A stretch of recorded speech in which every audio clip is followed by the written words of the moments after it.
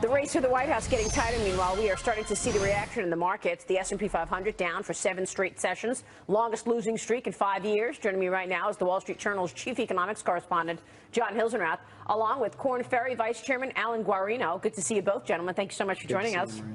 Great to be here. John, what do you make of these moves? Is the market reacting to the uncertainty of the election?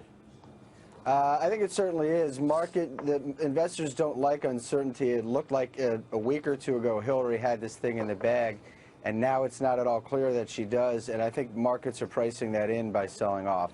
And Alan, the broader story of the economy is not great. We've got the jobs number out tomorrow, although we did get a pretty good GDP number last week.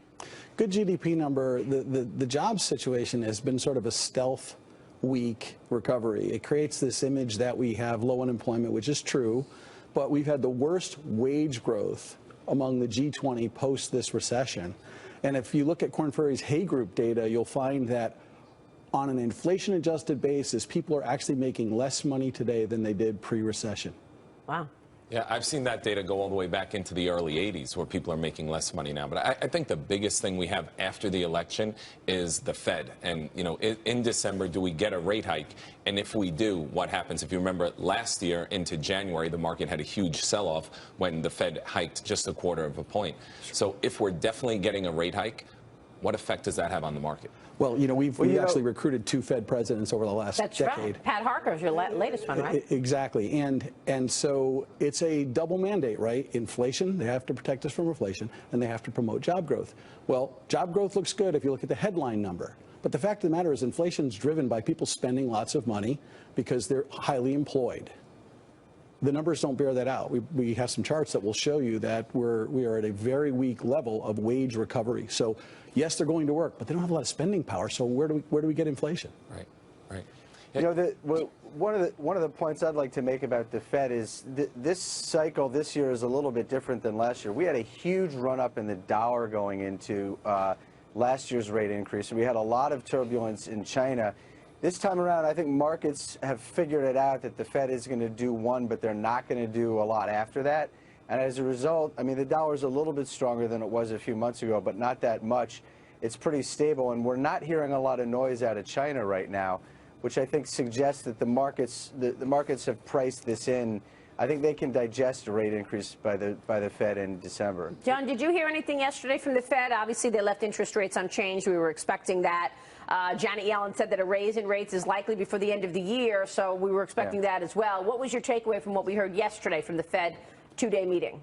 Well, the one thing that really struck me is that they're starting to see glimmerings of inflation picking up. You know, inflation has been below their target for 53 straight months, almost 5 years going now, and they're starting to see some signs that it's picking up, and that's another reason why they want to move. So there were several references in their statements to seeing a little bit of inflation out there, and that might lead to the kind of wage growth that we're saying has been missing, and certainly has been missing in this expansion. I wanted to point out something. It was a note I got from Sam Stovall yesterday at S&P that the S&P 500 was down 2.2% in the 3 months prior to October 31st. So from July through October, from late July through October, which implies a Republican victory this election cycle. Wow. Because if you go back and look since 1944, the S&P has fallen during those three months, and the incumbent person or party has been replaced 86% of the time. There was only one exception in '56 during the Suez Canal crisis. But I just thought that was really interesting. And they don't think, S&P does not think that a Trump victory is factored into the markets at this point, and they do expect a sell-off. If he won next week. I think you got to throw out a lot of those metrics and predictors of, you know, of who's going to win this election, because this whole election cycle has been so unpredictable. You know, a year ago, who would have said that Donald Trump would have been the nominee?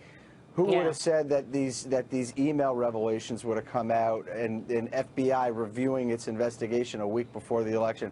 I just think, you know, you look at these stock market predictors, and it's just very hard to hang much on them right now. Yeah, I agree. I just thought it was interesting. It is. Hey, John, it's Mike Murphy. I have a question. Since this rally really began, we talked about what's bad news is actually good news. Bad economic news means lower rates for longer, which is good for the stock market, so you can keep buying without any sort of major correction. If the Fed's going to raise and has to raise, and that's in the face of not great or not very strong economic data, I think that is the worst setup for the stock market. Can you speak to that? Well, I actually would take a slightly different spin on that. I think in this case, the market has priced in that the Fed is moving, and the Fed has been very, very deliberate about saying that they're not going to do much after that. So I think we could, when we see if we see good jobs numbers tomorrow, I think that the market will take that in stride in terms of the Fed and say, hey, maybe this economy is finally starting to grow a little bit faster. So the estimate's 175,000 jobs created in the month of October. The unemployment rate expected to go to 4.9%. Alan, you're in the thick of things every day. You're placing people in white-collar jobs, and you really get a good sense of how things feel. Characterize the jobs picture for us right now.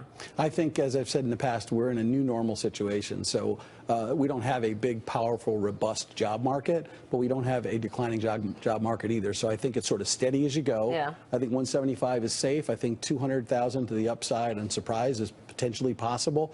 But I think it's this sort of steady, kind of very shallow growth as we move forward in terms of non-farm payroll. But when you place people in jobs, where do you see the opportunities? What areas? Yeah, so interesting. So first of all, for the first time probably in the last, since the recovery, large corporates are doing more hiring than small and mid-sized businesses.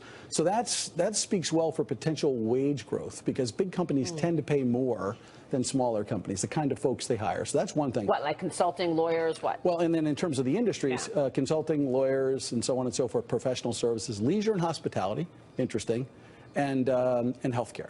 Energy, still bouncing along, having a hard time. And mining has been shedding jobs now for a long time, mining and manufacturing as well.